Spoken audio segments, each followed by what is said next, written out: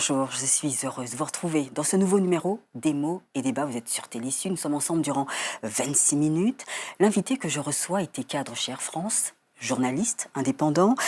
Il est parti, il a vraiment voyagé énormément en Afrique, en Asie du Sud-Est, en Amérique latine. Il a même vécu durant 5 années au Chili. Il est l'auteur de Pinochet, l'autre vérité. Je vous présente Philippe Chenet. Bonsoir. Bonjour. Bonjour, bonsoir. Vous allez bien? Bonsoir. Vous allez bien, Philippe Chenet? Très bien, et je vous remercie de Eh m'accueillir. bien, en tout cas, merci beaucoup d'être avec nous. Alors, on va parler de votre dernière parution, dernier ouvrage, Une enfance en Guinée, au cœur de la brousse. Voilà, les éditions Jean Picollet. Eh bien, commençons tout de suite par le premier chapitre de l'émission, Au fil des pages.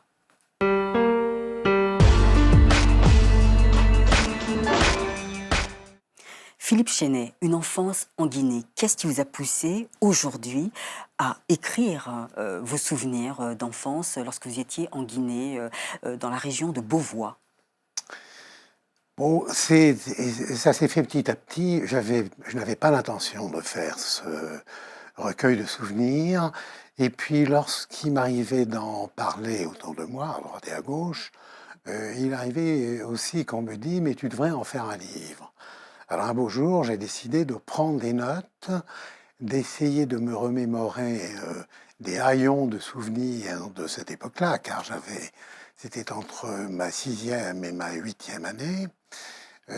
Et puis, l'occasion a fait que j'ai pris la plume et j'ai décidé donc de faire ce livre. Alors justement, Une enfance en Guinée raconte ce départ, cette expédition en famille, le père, la mère, votre frère, Pierre-Yves, et vous là, vous arrivez en Guinée. La région dans laquelle vous êtes installé, c'est Beauvois, tout simplement parce que votre père est responsable, on va dire, d'une partie d'une ligne ferroviaire, et donc vous vous retrouvez là. Dans un village où il n'y a pas d'Européens qui vivent 50 km à la ronde. Alors je voulais savoir, qu'est-ce que ça fait quand on est enfant? On a l'habitude de vivre à Paris, d'avoir tout sous la main, et là on arrive dans un lieu qui est totalement dépaysant. Il n'y a que des noirs, il n'y a pas d'eau, d'électricité. Comment vivez-vous ça à ce moment-là? Vous savez, j'ai pas exactement les impressions que j'ai pu ressentir à l'époque. Je crois que pour nous, comme vous venez de l'indiquer, l'Afrique était un autre monde, un autre univers. C'était un peu, pour un enfant de 6 ans, comme aller dans la Lune ou dans un autre. Et par conséquent, je crois d'abord que quand on est très jeune, on s'adapte très facilement. Très facilement, oui. Surtout quand on a un frère, ce qui était mon cas, puisque mon frère avait 1 an de plus que moi et nous accompagnait. Bon, les parents, eux aussi, ont eu des impressions probablement totalement différentes, étant adultes, de leur installation dans cette région. Je me souviens simplement que dans les semaines ou les mois ayant précédé notre départ en Afrique, on en parlait beaucoup. On ne s'est fait pas trop ce qui nous attendait, nous les enfants, j'entends. Et que, ma foi, on a pris les choses comme elles sont venues, jusqu'à se retrouver d'abord à Conakry, qui était le port de la Guinée française à l'époque, qui était un port important. Et à Beauvois, alors là, effectivement, c'était à 350 km de Conakry, et là, c'était véritablement en pleine brousse, où il y avait un représentant des chemins de fer Conakry-Niger, de cette ligne Conakry-Niger, qui était en poste pour assurer l'exploitation de la ligne. Voilà. Alors, évidemment, des surprises, Oui. le choc de Culturel, civilisations oui. tout à fait différentes, mais aussi trouver une population de Guinéens qui parlaient français, plus ou moins bien, mais qui parlaient tout de même très bien français, et qui ont, on peut dire, beaucoup facilité l'implantation de notre famille, Oui. de 4 personnes, voilà. Donc vous parlez bien des... Alors vous dites les boys, hein, donc vous parlez de Alpha, Samaké, Malikou, Abibou et puis le cuisinier Momo. Donc en fin de compte, ce sont vraiment des personnes qui vous entourent, qui essaient de faciliter en fin de compte votre expédition. Oui, alors, il y a une chose, c'est que lorsque j'ai commencé à écrire des souvenirs, enfin des notes en vue de faire ce petit bouquin, les noms de nos boys, comme disaient les Anglais, les garçons. Hein. Il n'y avait aucune nuance péjorative dans ce mot. Momo, Samake, Alpha, Bibou, etc., me sont venus très facilement. Donc les enfants, à cet âge-là, à mon avis, ont une mémoire différente peut-être des adultes. Oui. Car lorsque j'ai demandé à ma mère de bien vouloir écrire elle-même ses souvenirs pour que je puisse les introduire dans ce livre, Oui. elle ne se souvenait pas de grand-chose, des noms ou des noms de bateaux, etc., que les adultes qui étaient mes parents. Oui, mais je voulais savoir, c'est votre mère d'ailleurs, que vous surnommez la princesse. Le papa, c'est le commandant, et votre frère Pierre-Yves, c'est Louis XIV. Donc on sent qu'il y a une petite pointe d'ironie. Mais, comment faites-vous pour supporter justement, il n'y a pas d'école, c'est votre maman qui vous donne cours. C'était certainement dépaysant et inquiétant, non? Écoutez, ce que je peux vous dire, c'est que quand on est entré en France ensuite, on est entré dans le système scolaire Oui. sans aucun problème. On a passé l'un et Oui. l'autre un examen, mais on n'était pas en retard par rapport aux petits garçons, aux jeunes garçons qui faisaient leurs études en France. Alors, les études là-bas, c'était par correspondance, c'est-à-dire que mes parents recevaient régulièrement par le train les cours qui nous étaient dispensés pour que, revenant en France, nous soyons au niveau scolaire qu'on attendrait de nous. Donc les cours se passaient au sein de ce qu'on appelait la concession, c'est-à-dire la maison et le jardin, en plein air donc, tous les jours, de 10h à midi. L'après-midi était aux activités périscolaires, si on peut dire, qui existaient là-bas, c'est-à-dire rien du tout, s'amuser avec le chien, Oui. voilà. Oui, et il y a même cette C'était petite lui. biche, Mina, Petite biche, oui, effectivement. On avait un chien qui est devenu enragé, enragée. malheureusement, Oui. qui nous a obligés à recevoir un traitement antirabique qui, à l'époque, était de 21 piqûres dans l'abdomen. Laval, il s'appelait le chien. Oui, il Laval. s'appelait Laval. Alors, je- à l'époque, je ne savais pas pourquoi, mais mon père le savait. Alors oui, donc le chien, il y a cette angoisse aussi. Bon, il y a des animaux qui vivent, on entend des cris déchirant la nuit, on sent la présence des pas dans cette forêt.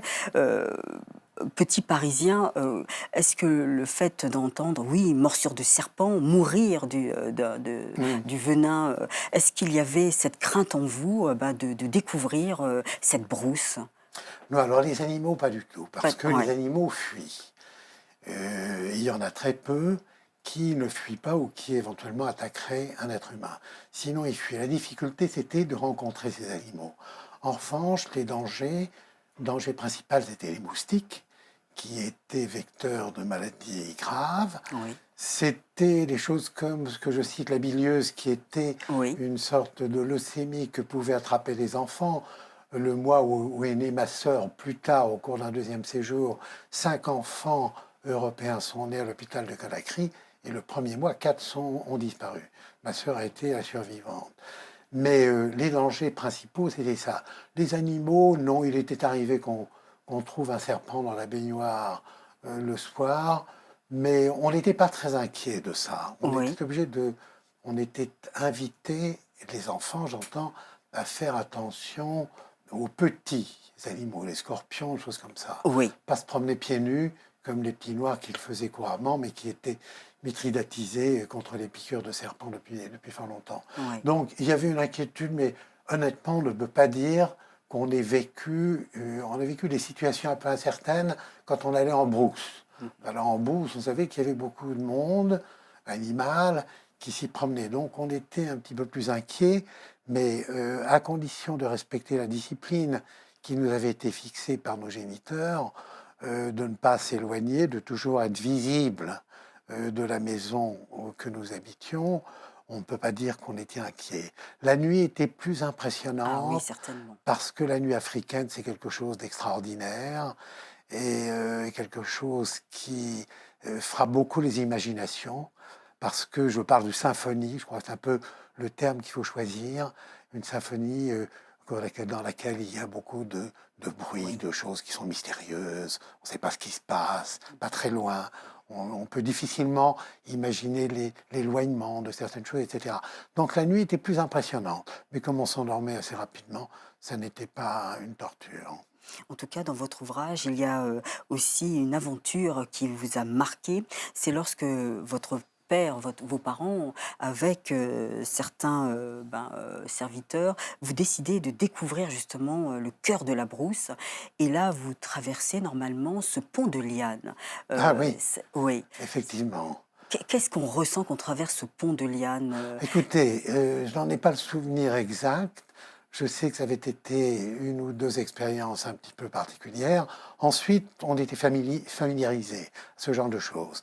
Mais effectivement, ça a été un moment un petit peu douloureux parce que ce qu'on ressent, bah, c'est un peu une impression de vertige d'abord, parce que le pont se promène à une vingtaine de mètres au-dessus du marigot où coule l'eau presque en torrent, disons. Donc, on Puis, ressent, bon, probablement une inquiétude. Je sais oui, que la peur de le- tomber. Vous la- parlez beaucoup de caïmans, donc oui, alors il y a beaucoup de caïmans, ce sont des crocodiles d'ailleurs oui, en Guinée, mais on disait caïmans. oui, oui, Il y avait des gavials, il y avait peut-être des alligators, je crois pas. Donc on disait caïman, c'est comme on dit, c'est caïman la même chose, quel que soit le crocodile. Et il y en avait beaucoup. oui. Certes, il y en avait beaucoup. Il n'était pas souhaitable de tomber au milieu du marigot lorsque c'était calme, ce qui n'était pas le cas dans rien, et qu'on risquait de rencontrer un de ces caïmans. Il y a une autre scène assez drôle, c'est lorsque votre père eh bien, décide d'aller rencontrer les villageois. Et là, que se passe-t-il? Ils prennent la fuite. Oui, alors, le village des Noirs, enfin, Oui, qui était pour la plupart au service des chemins de fer Conakry-Niger, était un petit peu à l'écart de la maison où nous habitions. Bon, là, effectivement, c'est une impression qu'ils avaient de, je dirais pas de peur ou de crainte, d'appréhension, mais plutôt de respect, de déférence, pas de respect, mais de déférence craintive, voilà ce que je dirais. Hein, donc, à part les petits enfants qui, eux, très vite montraient leur frémousse et venaient vers nous pour voir ce qu'on pouvait faire, etc., il y avait ce sentiment. La seconde expérience, c'est quand mon père et ma mère sont allés dans le village alors de Beauvois, c'est-à-dire on quitte la concession, nous étions, nous, avec les personnes qui travaillaient pour le chemin de fer à la maison, le village où on lui a dit il n'y a plus rien à manger, il faut faire quelque chose, les enfants vont mourir. oui, il y avait cette famine, euh, oui, ouais, ouais. Cette et période, c'était la saison des pluies, c'est ça, et tout était inondé, les champs, les voilà. récoltes, oui. Alors, mais c'était très, très calculé parce que ils n'avaient plus rien à manger, mais les greniers, si on peut dire, étaient pleins de manioc, de fonio, etc., et de poissons séchés pour l'époque où il y avait la saison des pluies, où on ne pouvait plus cultiver, etc., etc. Et où mon père avait été amené à aller pêcher du poisson à l'explosif dans le marigot du Oui. coin pour nourrir toutes ces personnes, et en particulier les petits-enfants, qui étaient très très loin de mourir de faim. Mhm. Bon, c'est un épisode qui apparaît dans le Oui, dans l'ouvrage. livre. Voilà. Ouais. Autre chose, vous parlez beaucoup de cannibalisme, l'anthropophage, on sent qu'il est présent, je ne sais pas, les personnes que vous rencontrez quand vous êtes enfant aussi, on a l'impression qu'il y a cette sorte de suspicion comme ça, voilà, pour faire peur. Oui, en fait, ça n'était pas ni quotidien, ni même occasionnel. Il y a eu, ici ou là, en Guinée ou ailleurs, ce genre de choses, anthropophages. Bon, on avait à proximité de la maison, effectivement, un village où vivaient des anthropophages. Mais ça n'était pas des gens qui étaient à la recherche d'un Oui, congénère à se mettre sous la dent, comme je dis. oui. Mais ce sont des gens dont les familles ont pu en aide. Donc, bon, on nous recommandait de ne pas aller se promener, nous les enfants, dans ce petit village. Mais véritablement, la Guinée, à l'époque, était tout à fait domestiquée, Mhm. disons. de telle façon que le premier cas d'anthropophagie, de cannibalisme, qui aurait été porté à la connaissance de l'autorité, aurait donné suite à des sanctions pénales très Bien sûr. sévères. Oui. Donc ça existait comme existe l'esclavage encore aujourd'hui à droite et à gauche, mais enfin c'est tout à fait... Alors effectivement j'en parle parce que c'est la réalité, il y avait un village d'anthropophages, de même qu'il y avait un village de lépreux à proximité Oui, vous en immédiate, parlez. à côté de la gare où nous Oui, allions, mais nous ne courions pas le risque, sinon nos parents nous auraient attachés à un arbre à côté de la maison pour nous éviter d'aller nous éloigner de... Voilà, donc c'est pareil. Mais j'en parle parce que ça existait, c'est oui. vrai. Vous êtes fasciné le jour de votre c'est 7e anniversaire, c'est Oui. ça? Votre père vous propose un superbe cadeau, c'est de prendre, de vivre en direct cette traversée avec, le conducteur de cette locomotive que vous surnommez Providence. Vous en Ouais. gardez encore de bons moments, de bons souvenirs, de ce voyage, Alors, il faut dire que nous n'avions rien comme divertissement, mon Oui, frère et moi, à notre âge. Nous avions simplement le train qui passait dans un sens le matin et dans le sens contraire le soir. Et donc, nous allions à la gare, voir passer le train, c'était quelque chose qui était important pour nous. Et moi, j'avais été fasciné par la locomotive.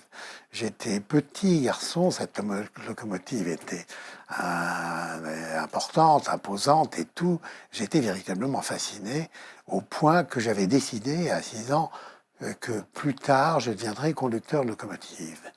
Bon. Et donc, aussi souvent que possible, j'allais à la gare, je demandais à mes parents, je demandais à mon père, est-ce que je peux vous accompagner? On disait vous à l'époque, je peux vous oui, c'est accompagner ce à que la vous gare oui, en effet. pour voir le train, pour voir ma locomotive. Il s'était instauré une sorte de lien entre elle et moi. Je lui prêtais des sentiments qu'elle n'avait pas, évidemment. Je considérais qu'elle, lorsque je venais, elle exprimait une majesté qu'elle n'avait pas quand je n'étais pas là, etc. Donc il y avait ce lien s'était passé. Et pour mon 7e anniversaire, effectivement, mes parents, mon père, avaient dit qu'est-ce qu'on pourrait bien faire parce qu'il n'y avait rien à offrir aux enfants pour leur anniversaire. Et il avait pensé me faire voyager à bord de la locomotive sur une petite distance de Beauvoir à Périnée. C'était une trentaine de kilomètres. Accompagné évidemment par Samaquet Bien sûr. qui me tenait pour que je vienne. Et ça avait été quelque chose qu'on ne peut pas imaginer. Ouais. Pour, clore cette première partie d'émission, aujourd'hui, est-ce que vous êtes, la Guinée, vous manque? Vous avez envie de redécouvrir la Guinée? Ah, écoutez, je répondrai oui. Et la première chose que j'ai faite, tout en travaillant sur ce manuscrit, c'est de me procurer une carte géographique de la Guinée, qui est éditée par l'Institut géographique national. Et donc, je suis revenu chez moi avec cette carte que j'ai dépliée et j'ai essayé de retrouver, Oui, les traces que nous avions, enfin, qui sont très, très anciennes. Évidemment, beaucoup de noms, la Guinée étant devenue indépendante, très naturellement, beaucoup de noms ont été africanisés. oui, Et les noms français qui correspondaient, je pense, à des gens du génie militaire qui avaient participé au percement, à la construction de cette ligne Conakry-Niger entre 1890 et 1914, au début de la Première Guerre mondiale. Ça a été quelque chose, ça a été une épreuve extraordinaire de la part des militaires d'avoir percé à travers le Fouta de Jalon cette ligne. Elle a coûté très cher d'ailleurs. Mais voilà. Donc, bon. re retourner en Guinée pour, découvrir donc vous la carte Alors, certes, mais est-ce que retourner, ça ne posait pas de problème. Mais d'après la carte que j'ai vue, je n'aurais pas pu retrouver, retrouver ouais. très exactement, parfaitement, le Beauvoir où il y avait une maison et quelques... C'était plein de brousse. Oui, Donc, ça, à mon avis, ça a disparu. Comme la ça ligne, d'ailleurs, a disparu. La ligne de chemin de fer a disparu. Et la forêt a repris ses droits. Et ceci, la dernière liaison entre Conakry et Cancan s'est passée, pour autant que je me souviens, que je sache, en 1995. Voilà. D'ailleurs, vous dites Soudan, mais c'est pas le Soudan actuel. À l'époque, Alors, c'était le Soudan français à l'époque, colonie française à l'époque, qui est devenue autonome, indépendante. La capitale était Bamako, et c'est maintenant le le Mali, Mali, ouais. dont la capitale est Bamako, effectivement. Et puis après, on découvre aussi, j'invite les téléspectateurs à découvrir les raisons pour lesquelles votre père est muté, en fin de compte, euh, en Guinée. Voilà. Merci pour cette première partie d'émission, Philippe Chenet. Nous Je allons vous en passer prie, à carte sur c'est un table. plaisir.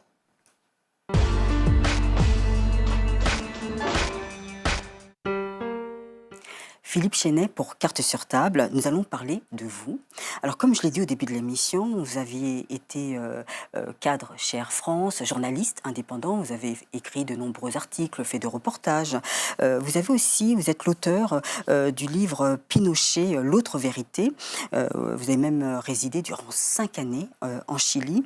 Pour quelles raisons vous êtes-vous intéressé à Pinochet, ce dictateur Pinochet? Ah, alors, en quelques mots, parce que ça mériterait un débat un peu plus long, on présentait en France le régime militaire chilien de façon incomplète.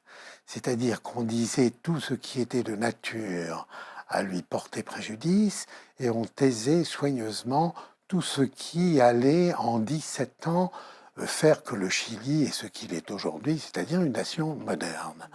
Alors, ce qui m'a poussé à faire ce livre, c'est en quelques mots, j'avais lu avant de partir, d'être envoyé par ma compagnie à Santiago du Chili, la plupart des livres qui avaient été écrits sur cette période très cruelle du Chili. D'abord les 3 ans de l'unité populaire qui devaient malheureusement aboutir à un échec, et puis cette dictature qui...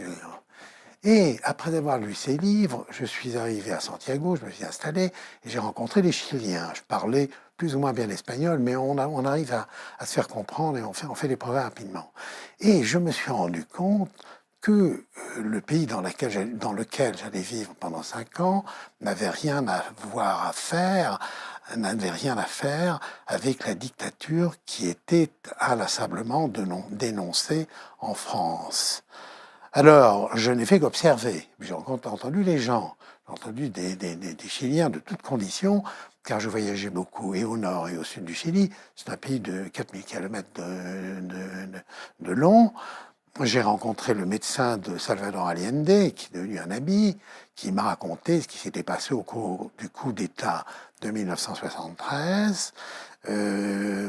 Et petit à petit, je me suis dit, c'est une telle injustice d'avoir manipulé, le mot est peut-être un peu fort, mais ça va dans ce sens, l'opinion pour des raisons légitimes. Je dis bien pour des raisons légitimes. Ce qui était dénoncé en France était exact ou à peu près exact.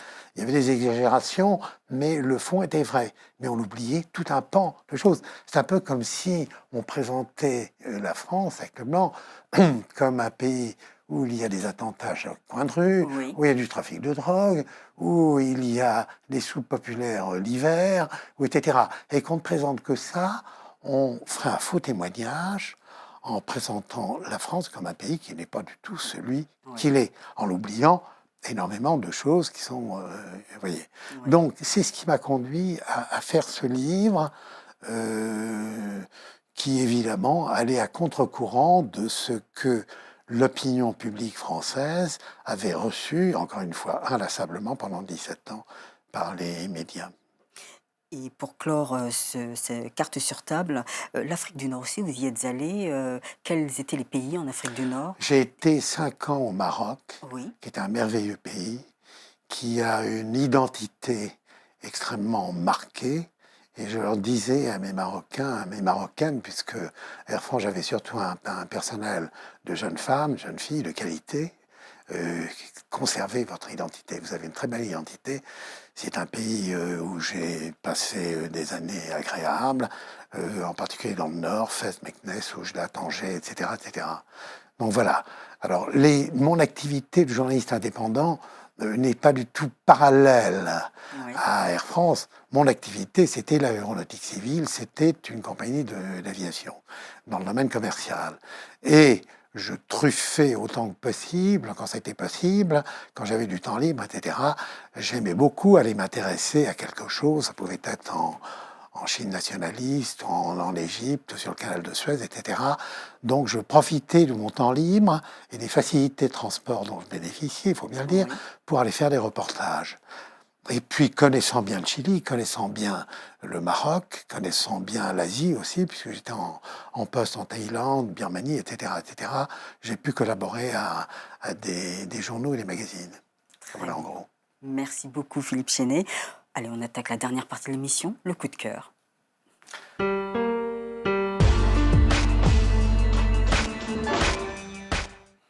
Pour ce coup de cœur, Philippe Chenet, alors quel est l'auteur que vous avez choisi? Je pense qu'il vous ressemble.